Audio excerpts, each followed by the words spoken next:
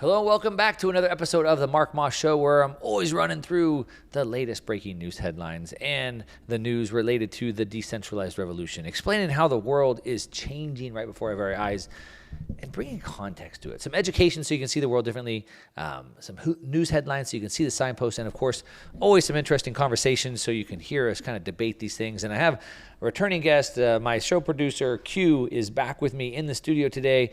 I want to kind of dig into a couple of topics here. Q, thanks so much for joining me today. Thank you for having me again, Mark. Always a pleasure. You know, man, obviously, you know, we get together each week and talk about these different news stories before we start recording the show. And man, I think sometimes we spend more time talking about these topics than I even spend talking about them on the radio, you know, because it's fun to kind of go back and sort of like unpack these things. They're big issues, you know. Some of the things that we saw this week, it's been pretty slow in the overall, you know, crypto, digital asset, Bitcoin space this week. But some of the things I saw that were pretty interesting that I think we were talking about was sort of what's going on with this NFT space in crypto specifically. I saw something today that said that 95% of the crypto space is done. NFTs. I'm sorry, not cryptos. Yes, NFTs. They're worth zero ETH. They have zero value whatsoever, and it's funny because the argument that you hear back is, but it has a utility. It's not just that, like, you can do. Shut up. Just everyone who's making those arguments, you sound as stupid as we've been saying for years now. It is laughable at best, but to your point, 95% of these projects are literally worth nothing. Zero. Yeah. And the whole utility thing is, I mean, people just repeat headlines and they don't know what they're meaning by that. I saw this video, unrelated, but it kind of is related. I saw this video the other day, and it was some guy was interviewing these girls on the street, and I don't know what exactly he said, but the girl says, "You sound like a misogynist," and he goes, "Could you tell me what that word means? Because I'm not really sure what you mean by that."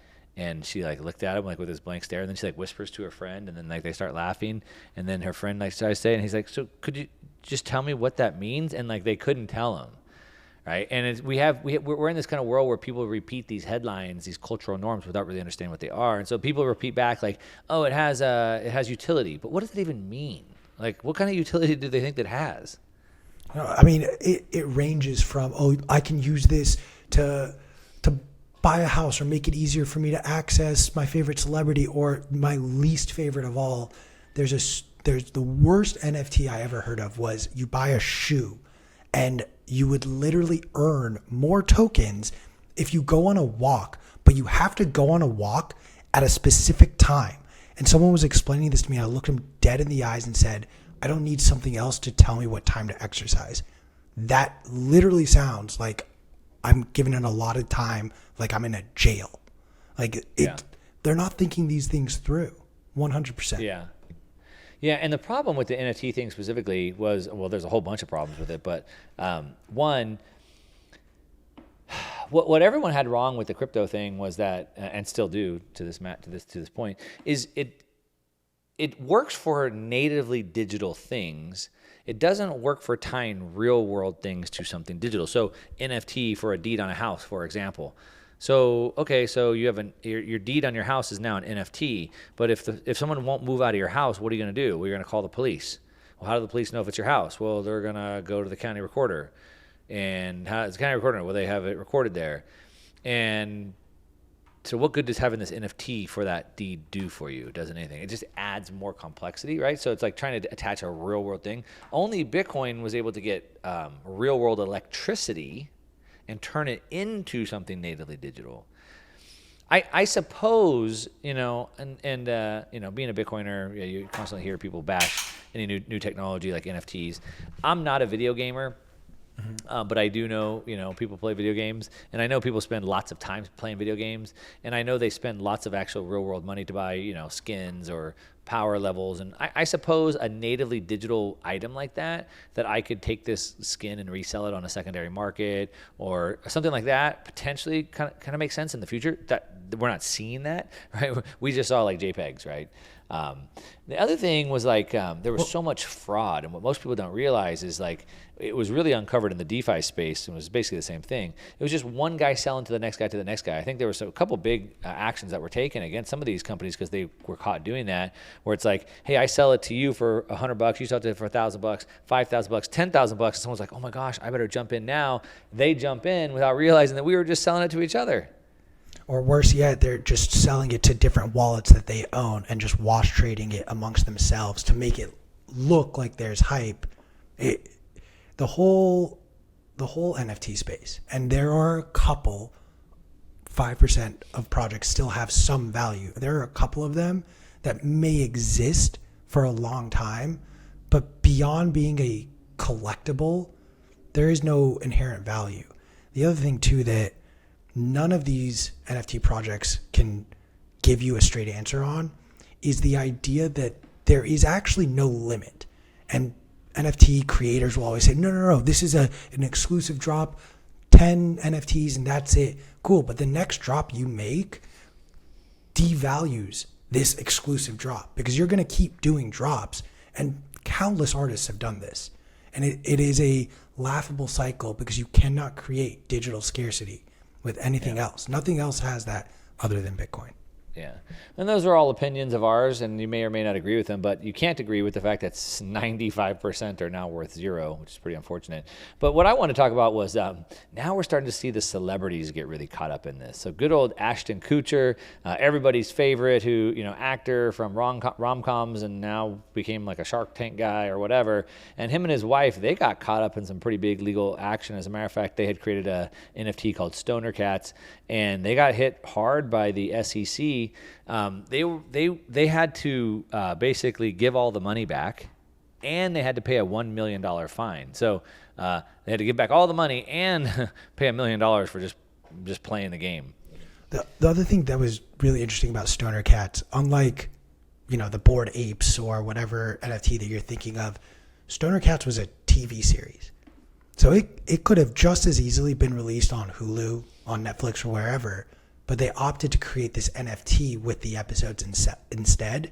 So, look, regardless of the NFT craze and how you feel, like I know for a fact that Disney and Netflix and Universal were exploring NFTs for their products.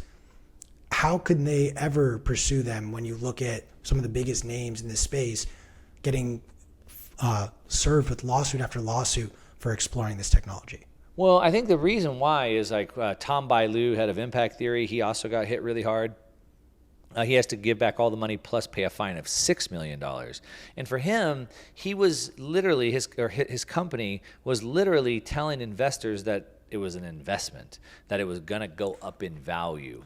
So they were going to make money. So he called them founder's keys. So like if you're like Disney and like, hey, open up the DVD and here's like a sticker pack for you for your lunchbox. And by the way, download this NFT free. Like, okay, whatever, no big deal, right? It's just like part of the thing they give you. But when you're Tom Bailu, Impact Theory, and you're saying, hey, buy these things, you're going to get a bunch of extra things and they're going to be worth more money in the future, that's the problem.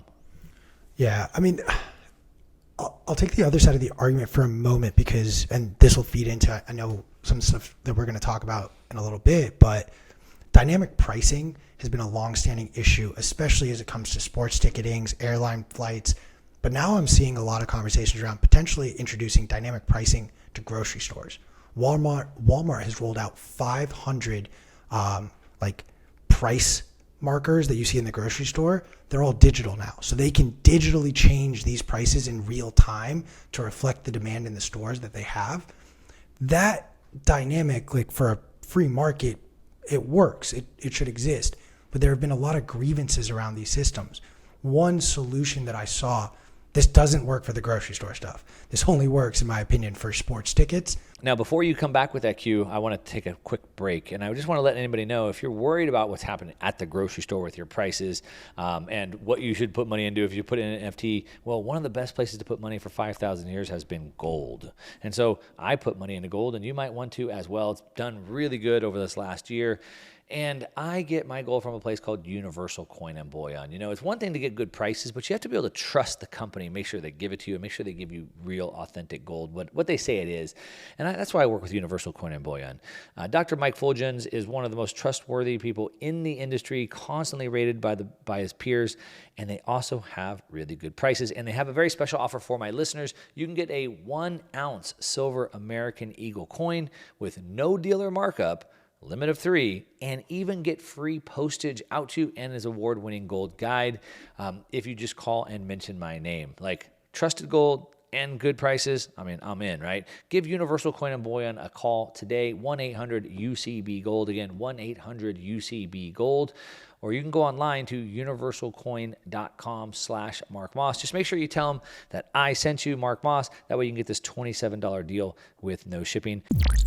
A lot of these people are getting hit with fraud charges. Tom Bailu, Impact Theory, has to give back $7 million or $6 million, $7.7 million.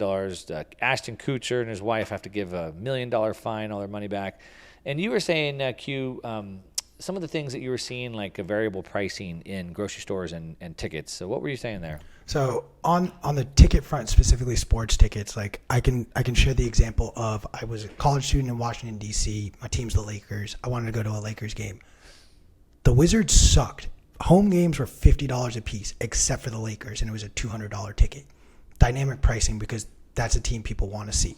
Instead, and the Wizards are actually the first team to have launched this, there was one section in particular, the ticket was sold as an NFT.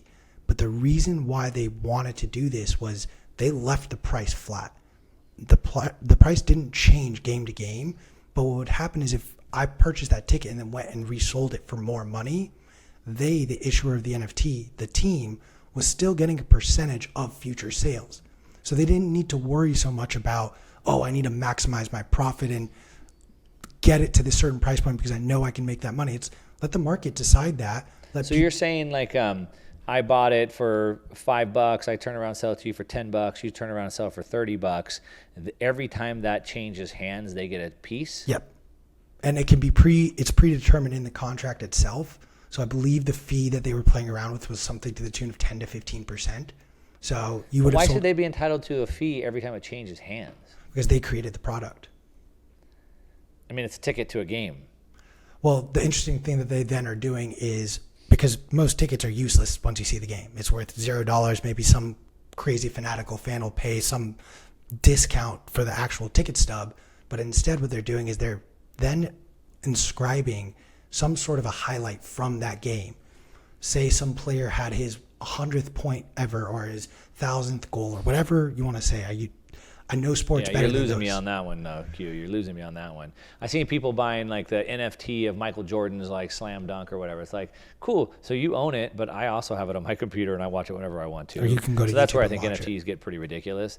I don't see that as being a super good idea, but in the world of being a capitalist, if they want to do it, sure, go ahead, by all means.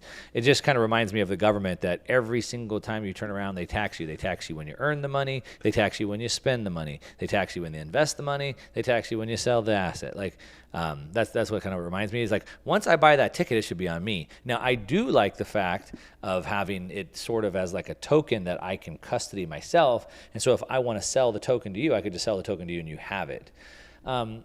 I do believe that Ticketmaster has gotten a much better program now lately where you can just transfer the tickets to somebody else's Ticketmaster account. I've seen that happen in real time recently. So like that it's sort of like that, right? Kind of. I mean, like if you and I are just going to a game as friends, yeah, you can send me the ticket. But if you wanted to sell the ticket on Ticketmaster, you're paying a lot. They're going to collect a lot more than a 15% fee from that ticket sale. Sure, and that'll be set by the market or whatever. But what about Ashton Kutcher got hit, Tom Bailu got hit. Probably the biggest celebrity that's probably pushed NFTs harder than anybody is Gary Vee. Oh yeah, I mean he is just completely cranked them out, right? I mean, I think somewhere, $250,000 or something, or I say No. quarter Yeah. billion dollars in sales or something like that, right? Yeah, I mean, watching these small, and I put the small in quotes, players in the NFT space compared to someone like a Gary Vee, like Tom Bilyeu returned $7.7 million worth of ETH that he had collected from this. We're talking 30 times that amount from Gary Vee. If the SEC is coming after people who are in the single digit millions, they're preparing a very large case to go after Gary Vee. But that's just my speculation there. I haven't looked into his business model, so I can't say. Obviously, the difference, as we already kind of highlighted, between Ashton Kutcher and Tom Bilyeu, where Ashton Kutcher was doing it more of like a TV show, whereas Tom Bilyeu was like literally saying, "Hey, yeah, this is an investment. Like these will be worth more money in the future," which is clearly against SEC regulations. So, do you think somehow in some sort of Gary Vee's text there might be some pretty egregious type of claims like that as well? I would say this is the same man who about 5 years ago was going all over social media telling everyone you need to invest in basketball cards and trading cards. And that is where he was parking his money. And then he has since been going around saying, see, I was right about that. This is the next thing. It's going to destroy the music industry. It's going to destroy the art industry. This is going to make money. You're going to make money by buying these products. So he was telling people to buy NFTs. You make money buying NFTs. This is a place you should look to invest into NFTs. But was he specifically saying if you buy my NFTs, you'll make money? I think that might be a clarification. I don't know the answer to that. I don't know the exact answer to that either, and I won't speculate there. But yeah. Using because the thing is like obviously like I've seen his shows on YouTube where he goes to like garage sales. I don't know if you've ever seen any of those videos. He'll go to like garage sales and he'll like buy collectibles, cars, action figures, whatever, and then he'll go and sell them on eBay and he'll show like how much money he made going to that. And so for him to say, hey, you should go buy collectibles and resell them on eBay too, like there's no crime in that. The problem is when you're selling something with an expectation of a profit, specifically, hey, if you buy this thing, it'll be worth more in the future. In some scheme, that's kind of the security piece. So if he did that with his NFTs, then yeah, they'll probably be coming for him next. Maybe, I don't know. It's a scary time to be an NFT person. Full stop. Yeah. Yeah, I mean, maybe with Gary Vee seemingly potentially getting a little bit neutered here lately. Not Gary Vee, I'm sorry, Gary Gensler. Gary Gensler getting neutered a little bit here. Maybe that might slow it down, you think? I mean, he seems to be getting pretty hammered. He does, but I don't know if you caught, like the SEC is now going after funds for their names. Specifically, you're calling yourself an ESG fund, but you're not overly invested in ESG, or you have too much exposure to oil companies, or you call yourself a small cap fund, but you actually have less than 50% small cap stocks in this fund. So despite the SEC getting no rulings in their favor and losing court case after court case, they're not slowing down. And if anything, that's the government for you. They never learn from their failures, right? All they do is just double down. Oh, it didn't work. Let's just try more of that. This is we're in the Wild West, to say the least. Yeah, we're in the Wild West, to say the least. I just for the record, I say this all the time, but I am not a fan of the SEC. I don't think I need any government body to tell me what I can and can't do with my private property. I should be able to do that. And if I want to go gamble it all away, I can legally do that in Vegas, or I can buy as many lottery tickets as I want. So they shouldn't be telling me where I can and can't invest my money. That being said, we do have laws, and I suppose that we should follow those laws. And so, it's tough when you have one group of people that are really trying to abide by the law. I mean, I could have done a lot of this NFT and crypto stuff. I left that space because I didn't want to be walking that sort of gray line over there, which apparently might have been a red line. I didn't want to walk that line. And I watched people that I used to work with. I watched some of my old partners make tens of millions of dollars, and I could have been doing that with them right there. And so then it's just tough when like I turned down tens of millions of dollars because I didn't want to be involved in that. And then you watch other people doing it. And not that I wish harm on anybody, but it's like you kind of do wish Gary Vee making $250 million doing this. Like he should probably have to pay for that. Like I could have, and it's almost like something else that I won't bring up right now. I was going to say like student loans, like student loans. it's like I want the SEC to shut down. I don't want them to tell me what I can and can't invest into. I don't think they should be trying to go after any of these people for doing this. But if the laws are there, some people, law-abiding people, tried to operate within the letter of the law, and then other people made obscene amounts of money by breaking the law. And I was saying that's sort of like the student loan deal, where like I didn't want to go to college because I didn't want $200,000 worth of debt, and I didn't want to work 2 jobs either. So I'm just working a mechanic job, and I'm not making as much as this other person who did take on debt, and now they're getting their debt forgiven. And that'd sort of like be if like Gary Vee gets let off, right? It's like you can't have this unfair field where like I've penalized I could have literally, like I've told you the story. I mean, partners I used to work with literally made tens and tens of millions of dollars, and I didn't engage in that. And I could have, maybe I should have, or whatever. I don't know. That's kind of how I look at it. That's fair. I mean, you and I have had extensive talks on both of these topics, but there's the larger question that I have is, why are these laws in place? Like, why did we create these laws to begin with? Why do we have these security laws? And I'm not sure how familiar you are with the bucket shops of yesteryear, but when you understand, if you've ever read, or if anyone in your audience has ever read the book Reminiscences of a Stock Operator, the way they describe the way these bucket shops, which is the equivalent of E-Trade for the early 1900s, except an actual place you went into to bet on the movement of a stock, sounds identical to the broader crypto space and the way it operates. So it's almost like these laws were waiting for this moment, and it's just a recreation of what we saw in the early 1900s and late 1800s before the securities laws came into effect. I tend to always try to lean back towards just unintended consequences rather than like evil doing. And, there were a lot of these types of things going on, and the SEC did, I think, start for probably good reasons. Maybe. I tend to believe that. And they probably were trying to protect people. But over the years, with the bloat and the bureaucracy and the lobbying and so much other stuff, I think, I don't think they're out there doing the best they can today. And I think it's pretty evident. I mean, all we have to do is just look at how much money gets lost by investors. Like how many tens of billions of dollars got taken by FTX that was literally happening right in front of their face, and they did nothing to stop that. And then a lot of these enforcement actions they're taking now actually cause people harm. So, for example, you have a bunch of whatever XYZ crypto token, and then it's worth, your holding is worth, I don't know, whatever, $100,000. And then they decide to slap an SEC enforcement action on that. All of a sudden, your $100,000 turns into $10,000.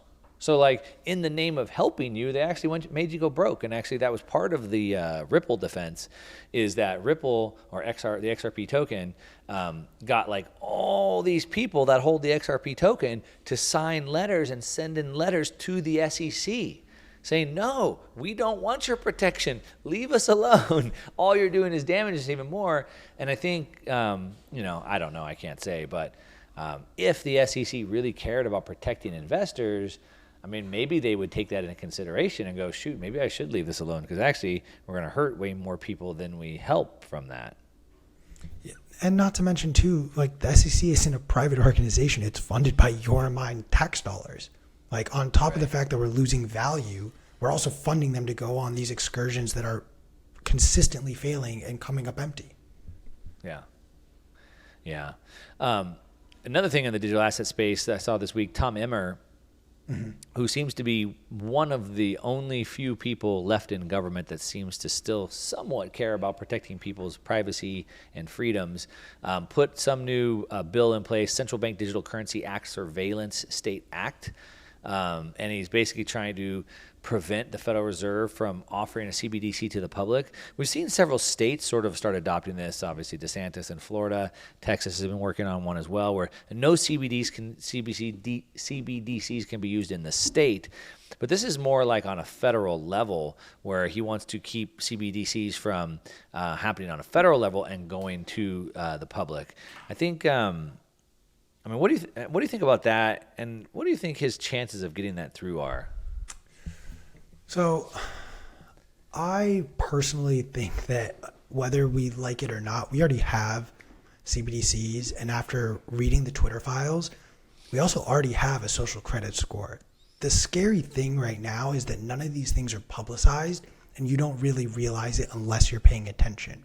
And what Tom Emmer is doing, to me, is more about bringing attention to these things, because it won't pass. Because once the government really realizes what these rules would dictate, they'll realize that, oh wait, we're already doing most of these things and we're going to outlaw what we're doing. So no, we're not going to pass this bill. It's a great step forward, and there are champions like Tom who are fighting the good fight. But unfortunately, whether we want to accept it or not, yes, there's a lot of logistical steps that the government would have to take to stop my bank account and stop me from having access to my funds. But it's not out of the realm of possibility. It's not impossible for them to do. I think there's a couple things there. I mean, to your point, I mean, they freeze people's bank accounts every day, right? I mean, we have Russell Brand. He got his demonetization on his YouTube channel. It's not the same as the bank, but my friend Dr. Joe Mercola got his bank accounts frozen. We got Nigel Farage over in the UK got his bank accounts frozen. So to your point, it happens all the time. The difference is that with CBDCs, they're programmable. So you can build that stuff in. So rather than having to go through the hassle of getting your credit card statements and sifting through the data and then getting your multiple bank accounts, like they can just program it in. And so I think it is a big step forward. But I do fear, and not like you that it's already here. What I fear is, to your point, that he's brought attention to this matter. And so now nobody wants CBDC. So there's massive backlash. Everyone's going to be standing guard, waiting, saying, no, we won't accept it. So they just won't call it that. Exactly. Like they just won't call it that, right? So that's kind of what I'm more afraid of. Like, we don't know the capabilities that they turn on and turn off, kind of a thing. They just call it like, oh, this is just a new faster dollar. That's it, right? Or something like that. So that's kind of my fear of where we're at. But I am afraid that, given what happened to Russell Brand just recently, I mean, and what we already see in China, I mean, you put in like tech censorship and CBDCs on top of that, and I mean, we're looking at some real dystopian, scary stuff there. Yeah, man. I mean, the Future Biography 1984 really, I was rereading it a couple weeks ago, and it was like, what is different that is described here versus what we have beyond like the forced nudge to do stuff? We very much are living in an unfortunate surveillance state. Both Edward Snowden and Julian Assange helped expose these things, and look at the way they're treated by our government. Like, do we really think that people who stand up against the government having more control of their citizens are going to be given the voice to talk, or are they going to be pushed aside by the latest way to push them aside, like a sexual assault allegation? Yeah. Yeah, I'm always surprised by really this divide between, there's a divide between a lot of the issues, but there's this divide where it's like half of the people, or one side, I should say, I don't know if it's half, but one side thinks that the government is the problem. The other side also thinks the government is the problem, but the solution is, both sides see that government is the problem. One side sees that we need less government, because the big government's the problem. The other side sees that the government's the problem, but we need a different government, or maybe more government to fix it. And so that kind of goes back to that idiocracy of like, if it doesn't work, let's just double down on it. The government's bloated beyond belief and it's not working, so let's just get more of it. Where it seems like things seem to work better when the government was smaller. Maybe we should go back to that. You saw the news headlines this week. I mean, you had to have. I don't know how you could have missed it, of Russell Brand getting these sexual allegations from 15 years ago were drummed up against him. And, that's the news. You can go get that news from anywhere. The story to me is the fact that YouTube demonetized him. And so it's like, okay, like you get it. Like if someone did wrong, they should certainly pay for it. We were talking about the SEC. If someone broke the rules, even if I don't like the rules, they should probably pay for that. But like, how does like YouTube come after him and take away his ability to make money? And then the UK Parliament sent a letter to Rumble and TikTok saying, hey, what he does might fit your community guidelines, but we're concerned he has the ability to make money. So since when, so first of all, in the US and the UK, you're innocent until proven guilty. But even if I was charged, even if I was going through case, even if I was found guilty, it doesn't mean I'm not allowed to make money anymore. And so now what they're saying is just even an allegation means that you can't make money anymore. And so that's super scary. But what's even more scary, you know, I talk about this all the time, Q, is like the direction of things. And so this isn't a one-off. This is building on top of other examples like Trudeau clicking the switch and shutting off the truckers' money. It's Nigel Farage, his bank account shut off in the UK. It's Joseph Mercola, his bank account shut off in the United States. This is a pattern, and it's picking up steam. And it really comes back to something I've talked about quite a bit. And you remember I talked about the book, The Revolt of the Public, and I had the author of that book on. And basically, the revolt of the public was that the internet has now given us, the public, we the people, the power of knowledge. We can now know everything. Well, not know everything, but we have access to all this information. We can share information. We can communicate. And the people that hold the power, I hate to use the word elites, but the people that hold the power, the administrative state, the managerial class, they don't like this because they need to control the narrative. And they can't have us, we the people, having this power of this knowledge and this ability to communicate. And so now there's a revolt of the elites. And they're trying to grab this power back. No different, or not much different than when the printing press came out and the church and state was losing power over the narrative at the same time. And so this, to me, is like, whoa, we realize that this internet thing has given the people way too much power. We have to rein this back in or we're going to be completely smoked. And so we're coming at this full guns blazing. That's what it looks like to me. No, I mean, you're absolutely right. And I think it's really important too. Like both of us, we live in the United States of America. Most of this audience is in either America, Canada, UK, Western developed countries that don't really have the same internet restrictions that you see in places like China or Iran or elsewhere around the world where they don't have the freedom to explore the entire web. It's really frightening, though, to see in these Western democracies, these same freedoms and rights are not actually there.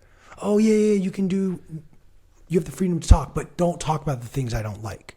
Don't share opinions that me, the leader, disagrees with because I will figure out ways to silence you. Don't try to expose me because I will label you the worst thing that you can be labeled in today's day and age. Yeah.